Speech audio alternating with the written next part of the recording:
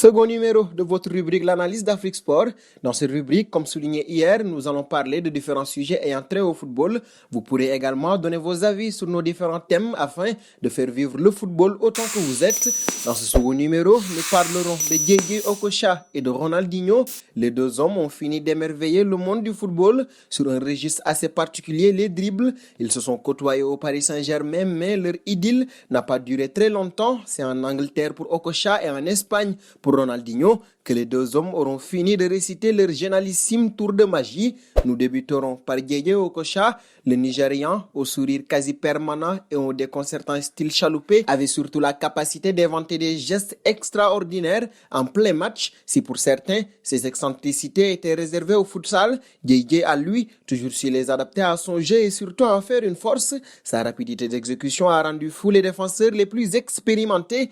Impossible pour eux d'anticiper le moindre geste de l'emblématique numéro 10 nigérian, tellement sa vivacité et sa créativité étaient extraordinaires. Passement de jambes, élastico, coup de sombrero, jonglage, talonnade, bicyclette, tout y passait chez ce génie du ballon rond. Adversaire du jour de Didier Okocha dans cette rubrique de l'analyse d'Afrique Sport, l'ex-star du FC Barcelone, Ronaldinho Gaucho, avait révélé que le seul technicien qui lui ressemble dans le jeu, c'était Didier. Arrivé au Paris Saint-Germain, le Brésilien a trouvé dans Didier Okocha une idole, mais aussi un joueur qui l'a protégé avant qu'il aille à Bolton. Au cours d'une rencontre à Bahreïn, Dino s'est pris en photo avec lui avec le message suivant: le seul numéro 10 que j'ai toujours admiré. Ce témoignage de Ronaldinho est sans doute suffisant pour clore cette analyse, mais que dire, oui, que dire de la star brésilienne, adversaire du jour de Didier Okocha? Ronaldinho a sans doute écrit l'histoire du football comme rarement cela a été le cas. Il aura été un des derniers artistes du ballon rond,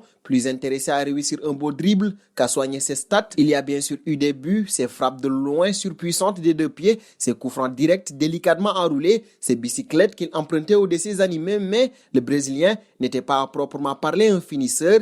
Ronaldinho n'a jamais marqué 30 buts en une saison depuis 2010. Pourtant, Messi et Ronaldinho en inscrivent sans faute plus de 40 chacun. Ses balles au pied dans la construction du jeu que Ronaldinho se distinguait. Passement de jambes, feinte de corps, virgule, coup du sombrero, jongle, passe à l'aveugle, talonnade. Il maîtrisait toute la palette des gestes techniques, mais comme les plus grands écrivains asservissent les figures de style à la force de leur récit, il ne les dégainait que pour servir son football. Quand un Denilson, de 3 ans son aîné, perdait le fil du jeu à vouloir dribbler et dribbler encore, Ronaldinho faisait de son maniement du ballon hors norme une menace bien réelle, même s'il reconnaissait volontiers qu'entre réussir un beau dribble et marquer un but, son choix était vite fait. Pour le Portugais Deco, qu'il a côtoyé au Barça avant de voir aussi éclore Messi, Ronaldinho venait tout simplement d'ailleurs.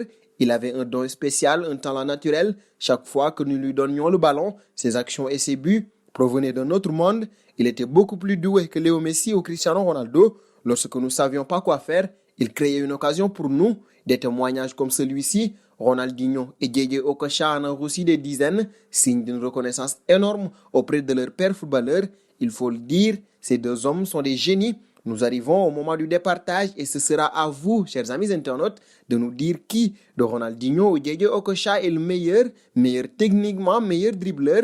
Vos réponses seront attendues en commentaire et rendez-vous à très vite sur Afrique Sport. Mais n'oubliez surtout pas de vous abonner. C'est pour ne rien manquer du football mondial.